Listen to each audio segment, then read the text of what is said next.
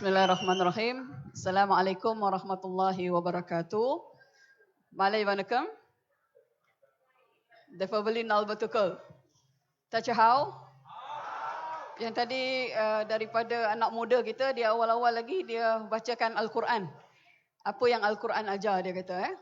Saya tuan-tuan dan puan-puan, apa khabar semua? Baik juga rakyat Malaysia ni, walaupun kita dalam keadaan yang cacamerba, dalam segala keadaan ekonomi, sosial dan segala-galanya politik kita pun haru biru. Tuan-tuan dan puan-puan, saya nak sebutkan beberapa perkara pada malam ini.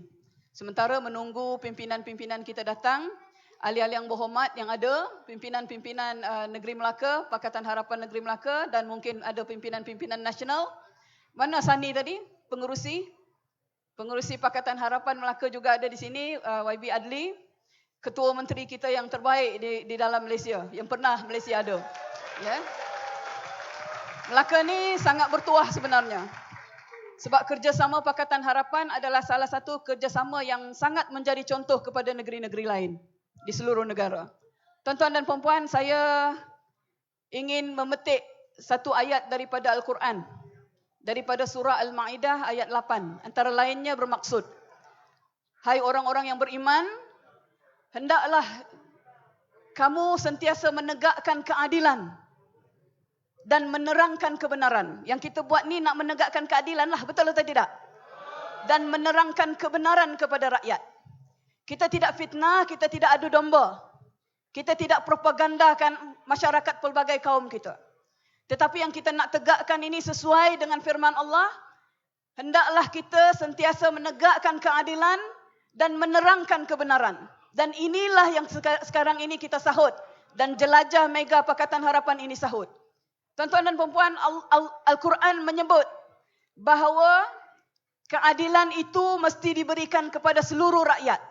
Dan jangan sampai, dalam surah Al-Ma'idah juga menyebut, jangan sampai ketidaksukaan kamu ataupun keraguan kamu, tak suka kita kepada satu-satu kaum, menyebabkan kita tidak berlaku adil.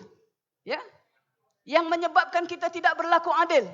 Dan kalau kita lihat dalam negara kita ini, sama ada dasar-dasarnya, dasar sosioekonomi, apapun dasarnya, masih tidak mementingkan kepentingan dan keperluan pelbagai kaum. Kalau kita lihat tuan-tuan dan puan-puan, dari soal miskin, yang paling miskin dalam negara kita memang bangsa Melayu, betul? Sebab majoriti adalah bangsa Melayu. Tetapi dilihat daripada keseluruhan, yang paling miskin di kalangan bangsa-bangsa itu adalah orang-orang India dan masyarakat kaum asli. Lalu apabila kita mahu memberikan program-program atau dasar-dasar sosioekonomi negara, mestilah melihat keperluan-keperluan yang berbeza ini.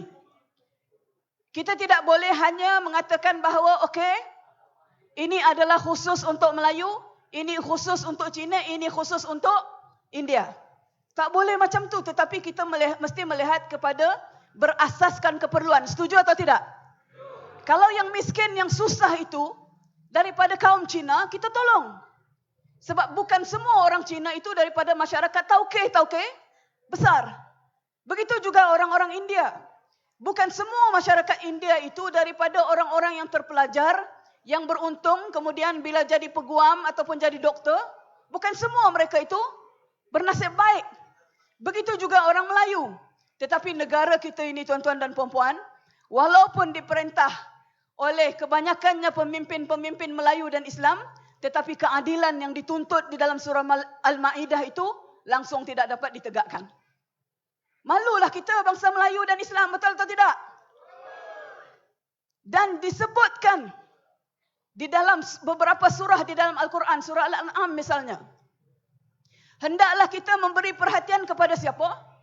Kepada orang-orang yang susah, orang-orang yang miskin, golongan mustad'afin, iaitu golongan yang tertindas, golongan yang memang susah. Ini seruan di dalam Al-Quran. Al-Quran yang menjadi kitab rujukan kepada bangsa Melayu dan Islam. Tetapi adakah itu betul-betul dipraktikkan? Hampir tidak. Ya, hampir tidak. Dan disebutkan di dalam Al-Quran supaya kita menyatukan semua. bukan memecah belahkan. Dan jangan kerana untuk kepentingan kita, kita akan melakukan fitnah dan adu domba. Betul? Tuan-tuan dan puan-puan, apa masalah negara kita sekarang? Apa masalah sebenar negara kita? Rasuah yang membawa kepada ketirisan, disebutkan oleh mantan YB Sofi tadi, 1 trilion habis tiris. Apa lagi masalah? Ada 2 masalah negara kita. 1, rasuah dan ketirisan. Dan selagi UMNO Barisan Nasional tidak direhatkan daripada pintu-pintu kuasa, mereka akan kekal melakukan ini. Yang kedua apa dia? Propaganda kaum dan agama. Betul?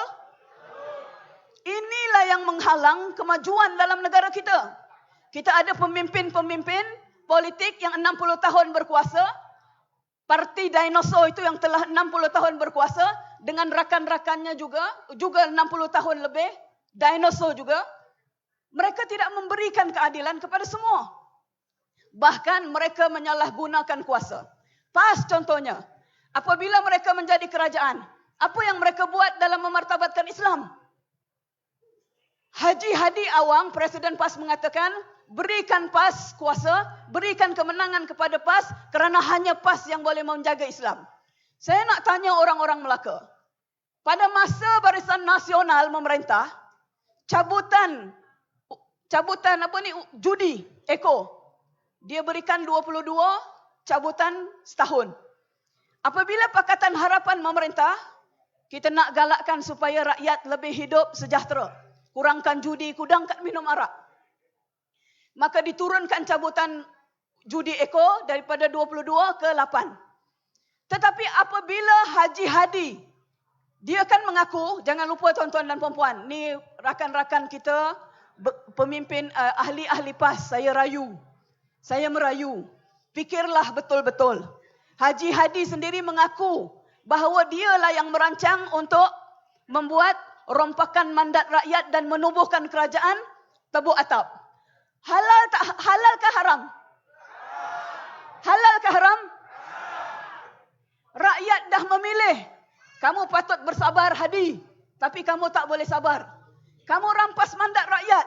Tetapi apa yang kamu buat dalam menjaga martabat Islam? Tak ada apa. Daripada 8 cabutan judi itu, jadi kepada naik balik ke 22. Saya nak tanya rakyat Melaka, adakah itu memartabatkan Islam atau tidak? Membohongi umat Islam lagi lah mereka lakukan, betul atau tidak? Tuan-tuan dan puan-puan, saya sebutkan tadi. Tolong ulang kepada seluruh masyarakat kita, seluruh teman-teman kita dan ahli keluarga kita. Malaysia ini ada 2 masalah besar. 1, rasuah dan salah guna kuasa, politikus-politikus keparat, pencuri, perompak, perasuah, pengkhianat. Dan yang kedua adalah propaganda kaum dan agama. Tuan-tuan dan puan-puan, mari kita betul-betul luruskan pandangan kita. Politik bernegara, ulang betul-betul balik kepada anak-anak kita dan seluruh kaum kerabat kita, seluruh jiran tetangga kita. Politik bernegara dan politik pilihan raya umum ke-15. 1 minit je lagi. Saya baru nak masuk gear. Sebentar, sabar. Politik bernegara dan politik pilihan raya bukanlah untuk kita memilih untuk sama ada menjadi lebih Melayu, lebih Cina, lebih India, lebih Kadazan Dusun atau sebagainya.